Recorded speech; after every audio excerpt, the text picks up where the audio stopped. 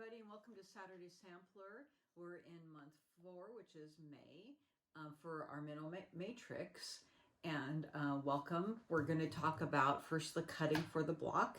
And some of you are getting a little bit confused with the different fabric choices. So again, I do encourage you with your scraps to make a swatch chart, labeling or taking a swatch of your fabrics like I have, and then laying them out the actual fabrics with the color choices so that you don't get confused which fabric goes to which. But the reason that I also do cutting and lay the numbers out is so that you can look at the videos and actually look at the fabrics that I have laid out, so that you can really identify them, particularly 1 and 2. People are getting confused between those two, and they're ending up having to recut their blocks. So that's why I do the videos. Okay, so pay attention to this. And this block is looks like this. If you did this printout, it's right here. So we have just a square block in the middle, flying geese, and then it's surrounded by a little log cabin block. So nice, easy piecing again, and a fun block, really cute. Okay, so let's talk about the cutting.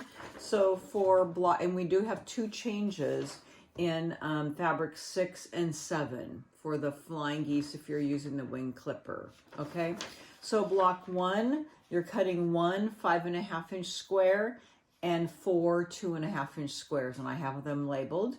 For block 2, you're going to cut 4 1.5 by 3.5 and 4 1.5 by 4.5. So how did I cut those? You probably want to know. I had my long piece of fabric that you're going to get. I cut them off in 1.5-inch segments shortwise. So let's say that this is my long strip. I cut 1.5-inch segments like this. Okay, and then I cut my, what was it? 4.5. 3.5-inch pieces, and then I cut 4.5-inch pieces, and I still had a little bit left.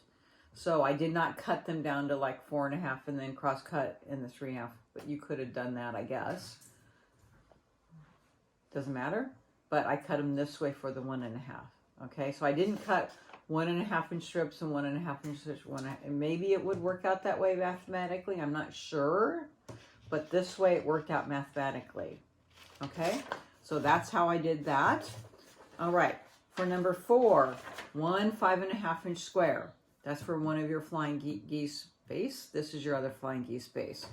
Okay, for fabric 5, 4 1.5 by 2.5 inch, and 4 1.5 by 3.5 inch. And again, I cut them off on the edges, and then 1 4.5-inch square. This is the one for the middle of your star, little star block. And then on fabric number 6, rather than 3 1/8, we've been changing this all along now. This is our 4th month. Instead of 3 1/8, we're cutting them 3 inches.